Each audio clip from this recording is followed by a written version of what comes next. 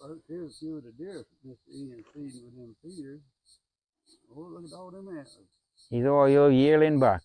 Yeah, all yearlings. They ain't even grown yet, and they got big old horns like that. All right, folks. Guru's already come down here to Oak Island Ranch with Mr. Ian, and he done got mad at me for calling him Mr. Ian, but that's just respect for the man. He's a good man, and we come down here, bring him some more of these double D gravity deer feeders.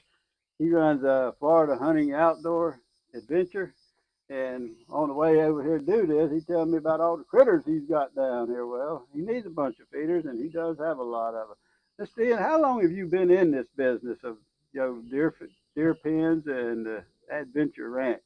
Sam, we've been doing it right around 10 years, my wife and I. Just the wife and you? You don't have like a team of people helping?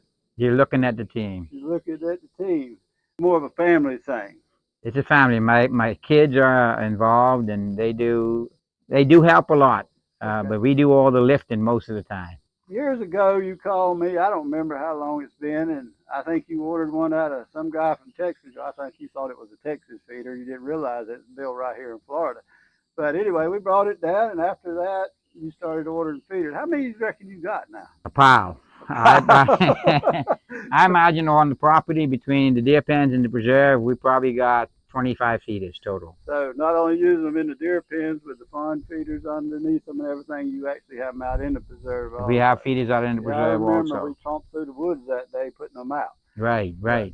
Now, what kind of feeder, and we don't need to mention no names, I could care less what the name of it was, were you using before you decided to get the good feeder? Well, we were using with two different brands before we ended up with your brands. How did they dispense the feed?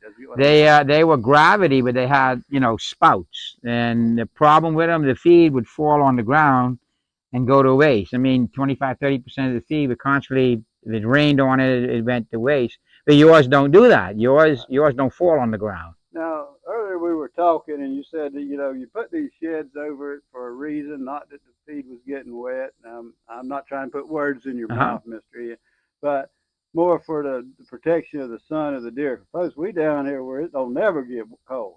I mean, it stays like 190 degrees all the time, kind of like South Texas. We're in South Florida here. Could you kind of explain why you put sheds over? Well, if you're able to put the feeders out in the woods under big oak trees, big oak hammocks where it's cool, they do better. I mean, it's a buffer for everything. But here in the deer pens, we put we put the feeder close to the gate, so it's not far when we come in the pen. We don't want to spook the deer.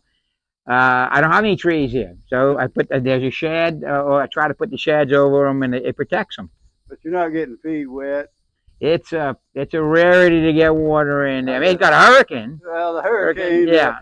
Like Lee, I think another guy down here had one that got caught by a tornado, and I tell the folks, hey, now, there ain't but one person can hurt a double D. That's the good Lord. Now, he can whoop some stuff on you that'll hurt a double D. But other than that, they pretty well. They're 99% everything you tout them to be. I'm going to tell you that. So I ain't bull skating people when I tell them. Say that again? I ain't tell them a bunch of bull when I tell them. No, you can take his word if he's telling you they are what they are. You built 2 new pens. You could have got a cheaper feeder, I'm sure, somewhere. I didn't even think that. I know it works and I know it doesn't work. Why would I go? Investing the money is worth it. It's not the money. I know these work. I'm not going to go and experiment and mess up again. I know how not to do stuff. How's that? Okay. On an average, how much would you say as far as feed you're saving from what you were using before you went to these? I mean, I know that's a long time back. I know. Well, let me say this to you. In the rainy season, when it falls on the ground, a lot of times the animals will eat it. Out in the preserve, the hogs will eat it. But when it's dry, it's not a big deal. But here in Florida, I mean, we get a lot of rain.